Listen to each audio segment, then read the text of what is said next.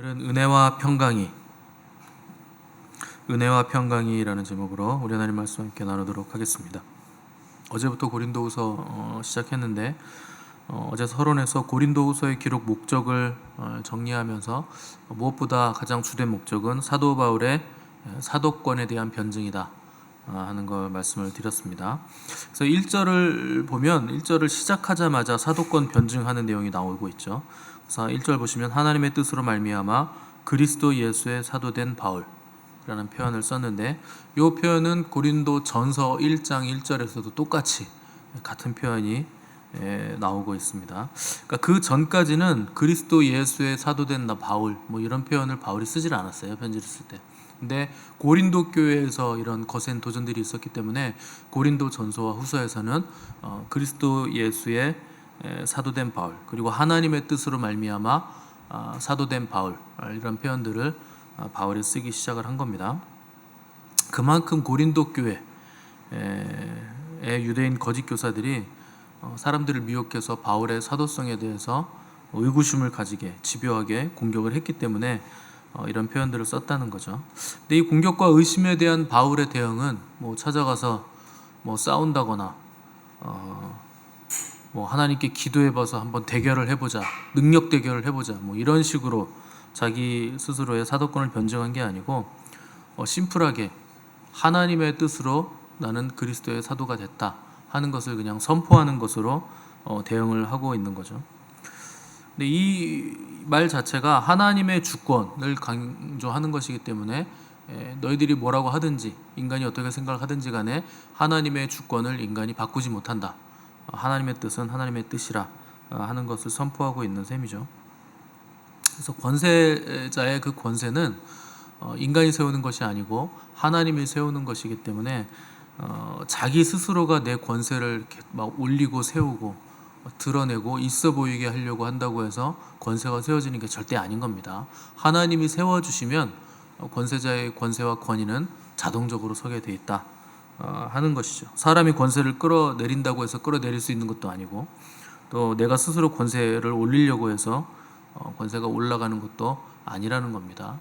근데 바보 같은 사람들은 자기가 뭔가 있어 보이려고 하고 권세자가 되려고 하고 이런 시도를 하기 위해서 뭔가 자꾸 덕지덕지 치장을 하죠. 진짜 금은 금칠 안 해도 되거든요. 금인데 뭐라고 금을 도금합니까? 근데 그렇게 하는 사람들이 많다는 겁니다.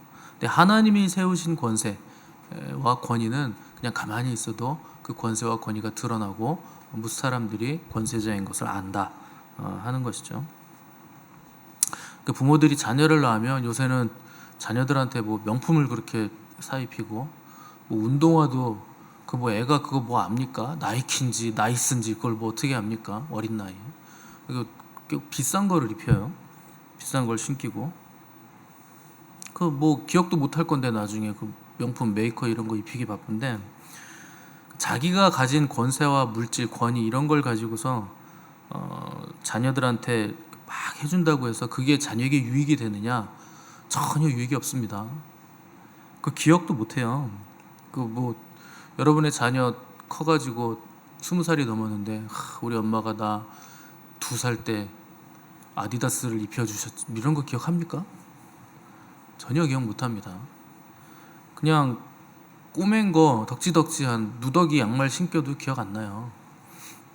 만약에 기억을 한다고 한다면 그게 그 자녀에게 유익이 되는가? 그 기억이 아닙니다. 그 자의식이 과해지고 자의식 과잉 때문에 이상한 사람이 돼요. 그런 거가 들어가면 하늘의 것이 입혀지지 않게 되는 거죠. 그래서 하나님은 우리에게 뭔가를 자꾸 더해라, 치장해라 이런 걸 요구하시지 않습니다. 오히려 영성이 깊어지고 하나님을 더 잘 알게 되면 하나님이 요구하시는 것은 버리는 것에 있다 하는 것을 갈수록 더 우리가 깨달아 간다는 것이죠. 그래서 더 버려라, 더 비워라 요구하시면서 더 훈련하고 연단 받기를 원하시는 거죠. 근데 우리는 늘상 내 것 만들고 더 모으고 만들고 모은 거 지키느라고 늘 긴장되고 안달복달하는 삶을 살아가는 거죠. 그게 있어야, 그게 더 많아야 뭔가 된 것 같으니까 자꾸 그렇게 하는 겁니다. 뭐가 있어서 되는 것 같은 그 느낌이 자기 충만이에요. 그 자기 충만이란 건 성령 충만과 반대에 있는 것이고 하나님과도 반대로 가고 있는 겁니다. 그 자기 충만한 존재가 마귀거든요. 얼마나 마귀가 자기 충만했으면 원래 하나님을 영화롭게 찬양하는 천사 중에서 가장 아름답고 가장 존귀 있고 가장 권세 있는 천사였는데 자기가 자기를 치장하고 높이는 바람에 자기가 하나님께 드릴 찬양을 자기가 도둑질하는 바람에 떨어져서 마귀가 된 거죠. 그 마귀의 특징은 하나님의 것을 도둑질한다 하는 것이고 자기의 위치를 벗어나서 다른 위치로 간다, 위치를 벗어난다 하는 것이죠. 그래서 내가 나만 주장하고 나에게 잡혀 있는 거 마귀에게 지금 속고 있는 것이고 마귀에게 속해 있는 거죠. 그래서 교회에서도 보시면 내가 제일 잘난 것처럼 생각되는 사람이 있고 또 한 부류는 나만 왜 이런가 내가 제일 못났다라고 생각하는 부류가 있습니다. 둘 다 마귀에게 속는 거예요. 둘 다 자기 충만한 겁니다. 하나는 이쪽으로 자기 충만한 거고 하나는 반대쪽으로 자기 충만한 거예요. 나는 잘났어 혹은 나는 못났어. 둘 다 자기에게 잡혀 있는 거죠. 여전히 자기에게서 벗어나지 못하고 마귀에게 속으면 신앙생활을 하긴 하는데 변화가 없어요. 그래서 더 깊은 곳으로 나아가지 못하게 되죠. 그러니까 오늘 본문에서 바울은 자기의 사도됨이 내가 스스로 된 것이 아니고 하나님이 세우셨다 이렇게 선포하는 거죠. 그러니까 하나님이 세우신 권세자의 증거가 하나님이 세우셨다라는 말로 그럼 증거가 되는가? 증거가 됩니다. 왜냐하면 자기가 잘 알기 때문에. 대개 사람들은요 하나님이 하셨는지 내가 하는 건지 아리까리해요. 근데 하나님이 세우신 걸 잘 아는 사람들은 하나님이 하셨다고 합니다. 하나님과 깊은 교제 가운데 있고 늘상 하나님 앞에 있기 때문에 하나님의 뜻을 잘 안다는 거죠. 그리고 하나님이 세우신 권세자의 가장 큰 특징이 뭔가 권세자로서의 자기 위치를 끝까지 지켜냅니다. 그러니까 중간에 어려움과 환란이 있더라도 그 위치를 벗어나지 않는 거죠. 그래서 권세자가 할 수 있는 가장 큰 일은 뭐냐?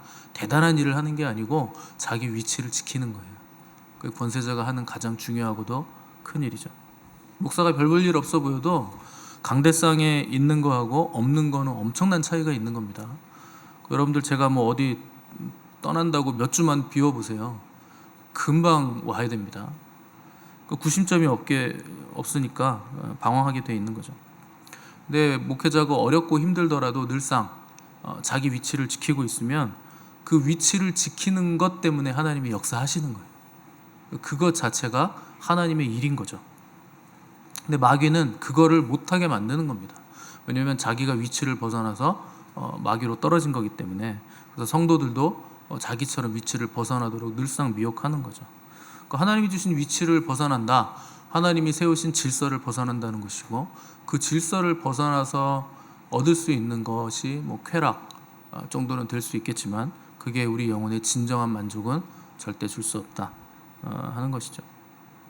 그러니까 뭐 동성애 같은 거, 뭐 마약을 하는 거 이런 거 전부 다 하나님이 세우신 창조 질서 하지 말라고 하는 걸 자꾸 범하는 건데 그게 쾌락을 보장해 줍니다. 그러니까 그걸 하는 거죠.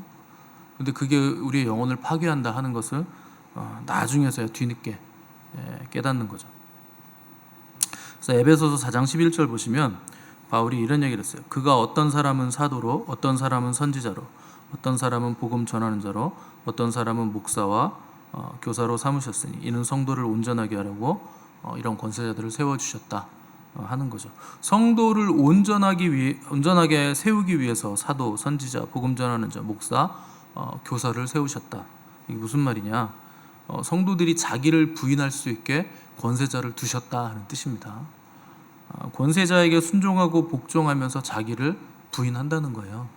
그래서 그 순종과 복종을 통해서 권세자를 통해서 내려오는 하나님이 주시는 모든 복들을 흘려받을 수 있게 그런 사람들을 세우셨다 하는 것이죠. 그래서 말씀을 깊이 연구하고 잘 아는 사람보다 질서 잘 지키고 순종하는 사람이 복 받습니다. 그게 더 빨리 가고 더 심플하게 복을 받는 비결이에요. 뭘 연구를 많이 하고 많이 알면 복을 받을 것 같겠지만 그렇지 않습니다. 복이라는 건 항상 하나님이 세우신 권세자, 하나님의 말씀이 흘러나오는 통로, 그 말씀 관계를 통해서 복을 받게 돼 있는 거지, 내가 스스로 혼자 뭘 많이 깨닫고 뭐 연구하고 벽을 보면서 뭐 한 10년을 과부자 틀고 앉아 있다고 해서 복이 오는 게 아니에요. 그러니까 말씀 관계를 통해서 온다는 거죠. 학교에서는 선생님이 권세자가 되는 것이고, 뭐 가정에서는 부모가, 특별히 아버지가 권세자가 되는 것이고, 뭐 교회에서는 목사가 권세자이고, 직장에서는 사장, 뭐 상사들이 권세자가 되는 거죠. 여러분들이 그 사람들에게 순종하면 그 사람들을 통해서 복이 내려오게 돼 있어요. 그 굉장히 단순한 원리입니다. 근데 그 사람이 내 마음에 안 든다고 치받는다? 그 사람은 절대 복을 못 받습니다. 여러분, 직장에서도 상사가 내 마음에 안 든다고 치받잖아요. 그 사람은 결국 나중에 사표 내게 돼 있어요. 뭐 상사가 사표 내겠습니까? 자기가 사표 내겠죠. 그 관계가 안 좋으면 자기가 사표 내야죠. 그리고 나서 다른 곳으로 가잖아요. 거기에 그런 상사가 또 있습니다. 오히려 더 지독한 상사가 있어요. 그 교회에서도 마음에 안 드는 사람이 있다고 교회를 옮기잖아요. 다른 교회로 가잖아요. 그럼 더한 놈이 있어요. 그 교회는. 그 하나님이 그런 사람들을 두시는 이유가 있죠.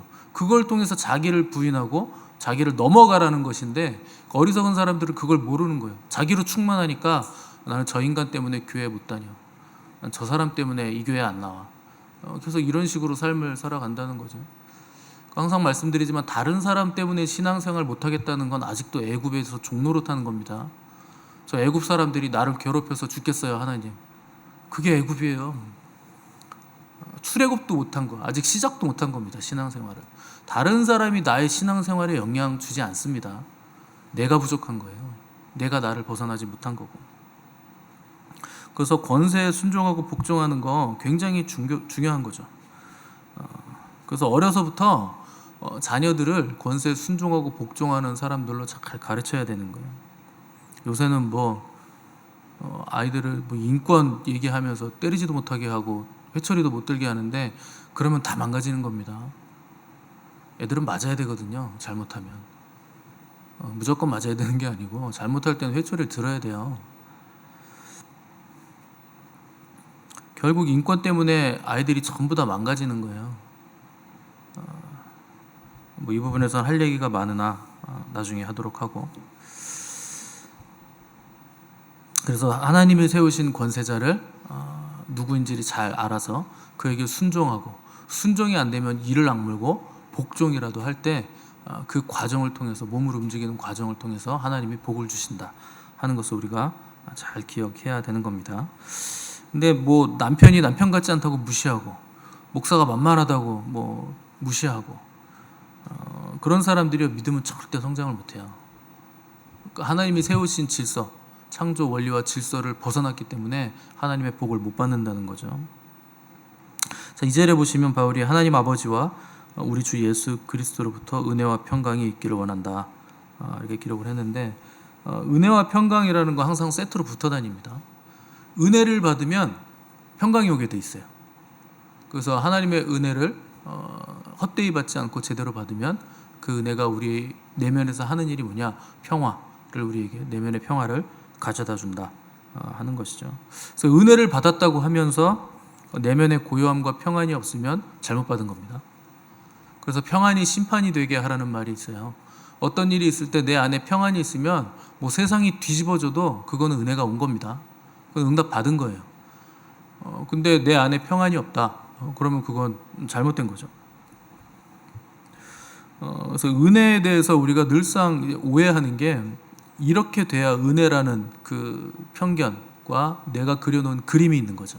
그래서 그게 되면 은혜를 받은 것 같고 웃으면서 막 좋아가지고 다니다가, 그게 아닌 하나님이 주시는 다른 은혜를 받으면 또 울면서 다니는 이런 일들을 하게 된다는 거죠.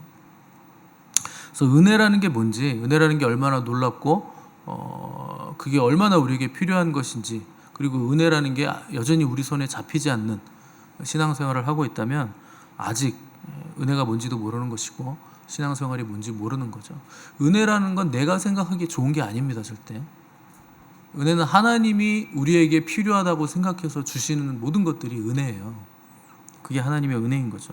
그래서 은혜라는 건 나에게 달려있는 것이 아니고 전적인 하나님의 주권에 달려있는 겁니다.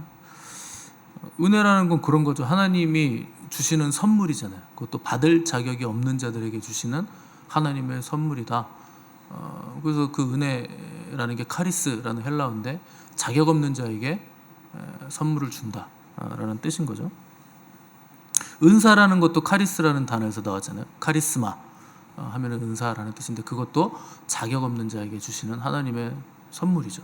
그 은사를 뭐 우리가 하나님 앞에서 뭘 잘해가지고 받습니까? 뭐 돈 많이 내서 받습니까? 뭐 성경 천독해서 받습니까? 그런 거 아니에요. 그냥 하나님이 주시고자 하는 자에게 하나님의 깊으신 뜻대로 주시는 게 은사인 거죠. 근데 우리는 은사를 받을 때도 내가 생각하는 그림이 있죠. 은사를 세게 주세요. 세게 주는 건 어떤 걸 주는 겁니까? 약하게 주면 은혜가 아닌 겁니까? 은사가 아닌 건가요? 그 누가복음에 보면 천사가 마리아를 찾아와서 대뜸하는 얘기가 이거죠. 은혜를 입은 자여 평안할지어다. 은혜를 받으면 평안이 있는 거예요. 그러니까 은혜와 평강, 은혜와 평안은 항상 세트로 붙어 다니죠. 근데 마리아는 놀라죠. 이 무슨 소린가? 근데 뭐 은혜를 입는 거 감사한 일이고 평안하게 되는 거 누구나 바라는 일인데 천사가 지금 마리아에게 전달하고자 하는 은혜는 마리아가 생각하는 은혜하고는 완전히 다른 은혜죠. 결국 한다는 말이 네가 잉태하여 아들을 낳으리라. 아니야, 시집도 안 갔고 남자하고 동침한 적도 없는데 잉태해서 아들을 낳는다. 이건 뭐 나는 죽은 목숨이다 이런 생각이 들 것이고 당연히 평안하고는 전혀 거리가 먼 은혜가 마리아에게 임하게 된 거죠. 뭐 당시에 남자를 알지 못하는 처녀 입장에서 그것도 정혼한 여자가 아이를 뵌다, 배가 불러온다. 이건 굉장한 사회적인 후폭풍을 또 지탄을 받을 만한 일이었기 때문에 이게 어떻게 나에게 은혜인가 싶은 거죠. 뭐 은혜는 고사하고 당장 투석형에 처해져서 돌에 맞아 죽어야 되는 상황인데, 그런데 하나님은 그게 마리아에게 주시는 최고의 은혜라. 너는 이 은혜를 받았으니 이제 평안해라. 이렇게 말씀을 하고 계신다는 거죠. 아브라함도 그렇습니다. 아브라함이 받은 은혜는 내가 너로 큰 민족을 이루고 너를 창대케 하려니 너는 복의 근원이 될지라 하는 거였죠. 아브라함이 자식이 없으니까 큰 민족을 이룬다? 자식을 엄청 많이 낳나 보다. 그게 하나님이 나에게 주시려는 은혜인가 보다. 그리고 복의 근원이 된다? 돈도 지금보다 엄청 많이 내가 복을 받나 보다. 뭐 이런 생각을 했을 법하죠. 근데 수십 년이 지나도록 아이가 없고 큰 민족은 고사하고 자녀도 하나 없고 겨우겨우 꿀딱꿀딱 100세 아들을 낳았는데 그마저도 하나님은 내놔, 번제로 바쳐, 이렇게 요구하니까 아브라함은 굉장히 황당했을 겁니다. 도대체 내가 무슨 은혜를 받은 것인가? 번제라는 게 뭡니까? 칼로 이렇게 목 자르고 팔다리 다 자르고 각 뜨고 뭐 내장 다 끄집어내고 그래서 태워드리는 거예요. 하나님께 자기 아들 그렇게 바치라는 거예요. 번제로. 그러니까 하나님이 주시는 은혜는 우리가 생각하는 것보다 너무나 커서 우리는 그 은혜를 받고도 우리 내면에 평안이 없다는 거죠. 왜 이런가? 하나님은 왜 이렇게 하시나? 이런 일들이 많은 거죠. 야곱은 자기가 은혜를 자기 힘으로 쟁취하고 싶었죠. 그래서 형한테 사기를 쳐가지고 장자의 특권을 내가 받는 것이 하나님의 은혜를 받는 것이라 하는 생각으로 쟁취를 했는데, 그렇기 때문에 세상적인 방법으로 사기치고 억지로 가져가니까 굉장히 험난한 인생을 살게 되고 인생이 계속 꼬이는 삶을 살게 된 거죠. 우리는 하나님의 은혜를 받을 때도 받고 나서도 늘상 세상적인 마인드, 세상적인 방법으로 생각을 합니다. 그 영혼을 보지 못하고 보이는 세상에 잡혀 있으니까 이게 하나님의 은혜인지 가늠이 안 되는 거죠. 그 하나님이 주시는 복은 어떤 면에서는 세상이 주는 복과 비슷한 면이 있습니다. 근데 완전히 결이 다르고 목적도 다르고 열매도 다르죠. 비슷하지만 완전히 다른 복을 주시는 거죠. 당연히 우리가 세상에 사니까 세상이 받는 복과 비슷해 보일 수 있는 겁니다. 그래서 똑같은 재물, 똑같은 시간, 똑같은 에너지를 하나님이 복을 주시는데, 땅에 속한 사람은 그걸 땅을 위해서 쓰고 자기를 위해서 쓰죠. 땅이라는 건 사람을 말하는 겁니다. 사람은 흙으로 지어졌잖아요. 그 땅에 속했다. 하나님이 너는 땅에 속했으니, 흙에 속했으니 흙으로 돌아가라. 흙으로 지어진 존재라는 거죠. 그 땅이라는 건 항상 사람이에요. 근데 어떤 사람은 똑같은 자원을 가지고 땅을 위해서 쓰지만, 자기를 위해서 쓰지만, 그리스도인들은 하늘에 속한 사람들이기 때문에 하늘을 위해서 쓴다. 그래서 영원을 위해서 그 모든 자원들을 가지고 영원을 위해서 투자하고 쓰는 사람들이다 하는 거죠. 마리아가 잉태한 것도 다른 어머니들이 잉태하는 것과 비슷해 보입니다. 별로 다르지 않아요. 잉태하고 애가 나오는 건 똑같죠. 뭐 세상 나라의 아들이 태어나는 것과 하나님의 아들이 태어나는 거 완전히 다른 거죠. 비슷해 보이지만 완전 다른 거예요. 세상 나라의 왕이 태어나는 것과 하나님의 아들 메시아, 유대인의 왕이 태어나는 거, 이거 완전히 다른 문제라는 겁니다. 그래서 어제 제가 설교하면서 주님의 이름은 충만이고 자녀는 공허인데, 주님의 이름과 자녀를 동시에 부르면 공허와 충만이 만나서 결국 제로가 된다. 이 말씀을 드렸잖아요. 우리가 기도를 하면서까지 주님의 충만한 이름을 부르면서 땅에 속한 어떤 것을 구하기 때문에 이게 자꾸 제로가 된다는 거예요. 주님의 이름을 부르고 주님께 맡기면 되는 거죠. 자녀를 위해서 이거 해주세요, 저거 해주세요, 이거 되게 해주세요, 저거 되게 해주세요. 근데 그 기도의 이면을 잘 들여다보시면 내 욕망이 거기 투사되어 있는 거예요. 여러분이 정말 하나님 사랑해서 자녀를 위해 그렇게 기도하는 겁니까? 그럼 여러분 자녀를 하나님께 한번 바쳐보세요. 정말 그런 거라면. 우리나라 분들은요, 자녀가 똑똑하고 공부 잘하면요 서울대 보내려고 그러고 어디 하버드나 뭐 예일이나 이렇게 미국 보내려고 그러고 늘상 그런 생각만 합니다. 경제적인 여건이 된다면 어떻게든 미국 보내려고 그러죠. 그 자녀를 신학교 보낼 생각은 절대 안 합니다. 너는 똑똑하고 뛰어나니까 하나님의 일을 해라. 이렇게 생각하시는 분이 별로 없어요. 자녀가 똑똑하면. 전부 다 세상적인 학위, 세상적인 성공, 그것만 얻기를 원하는 거죠. 그래서 세상에서 잘 나가기를 원하는 거죠. 그게 왜 그런 줄 아십니까? 내가 그렇게 살지 못했으니까 내 욕망을 자녀한테 다 갖다 붓는 거죠. 너는 내가 돼서 살아라는 거죠. 그러니까 하나님의 충만을 다 받아놓고도 제로가 되는 거예요. 다 없어지는 거예요. 받은 게 온데간데 사라지는 거죠. 하나님의 은혜라는 건 우리가 상상하지 못할 걸 주신 거예요. 하나님은 앞으로 내가 줄게 이렇게 얘기하신 게 아니고 다 이미 줬다 이렇게 말씀하시는 겁니까? 뭐까지 줬습니까? 하나님 아들의 생명까지 우리에게 주셨어요. 그럼 다른 거 뭘 안 주셨겠습니까? 하나님 자신의 생명을 주셨고 가장 좋은 것을 또 주셨어요. 그게 성령님을 우리에게 보내주신 거예요. 그것만큼 좋은 게 없는 거죠. 근데 우리는 늘상 성령 충만해야 된다고 뭐 이렇게 기도도 하고, 또 송구영신 예배 드리면 봉투에다가 기도 제목 써오세요 그러면요 성령 충만이 굉장히 많습니다. 성령 충만하기를 원한다고. 근데 늘상 우리는 1년 내내 자기 충만하죠. 성령 충만하려고 시도를 안 해요. 내 생각이 너무 강하죠. 자기로 충만한데 어떻게 성령님이 역사합니까? 불가능하죠. 뭐 팔 꺾고 무릎 꺾고 머리끄댕이 잡아가지고 성령님이 역사를 하십니까? 절대 그렇게 안 하시거든요. 하늘의 것이 몽땅 다 왔는데 우리는 여전히 내 생각을 요구하는 거죠. 이렇게 되게 해주세요, 저렇게 되게 해주세요. 이미 받은 은혜가 어떤 은혜인지 모르니까 다른 세상의 값싼 것을 계속 요구한다는 거죠. 여러분, 우리가 받은 은혜는 값싼 게 아니에요. 값없이 받긴 했죠. 그렇다고 값싼 게 아닙니다. 값을 다 치렀기 때문에 값없이 받은 거예요. 그 값을 예수님이 그분의 생명으로 값을 치르셨기 때문에 우리에게 값없이 온 것이지, 그게 가치가 없는 게 절대 아닙니다. 근데 우리는 이 놀라운 너무나 값진 은혜를 값없이 받았다고 굉장히 값싸게 여기죠. 그래서 죄를 떡 먹듯이 지으면서 회개하면 천국 가, 회개하기만 하면 돼, 그러면서 죄를 너무나 쉽게 생각하는 거예요. 그 값싼 은혜로 만들어버린 거죠. 회개하면 얼마든지 천국 갑니다, 이런 값싼 설교를 하기 시작하니까, 값싼 이론을 전파하니까 그것 때문에 성도들이 평생 교회 들락날락 했는데 마지막에 지옥 가는 거예요. 값싼 은혜를 계속 얘기했기 때문에. 은혜는 우리를 어디로 이끌고 가는가?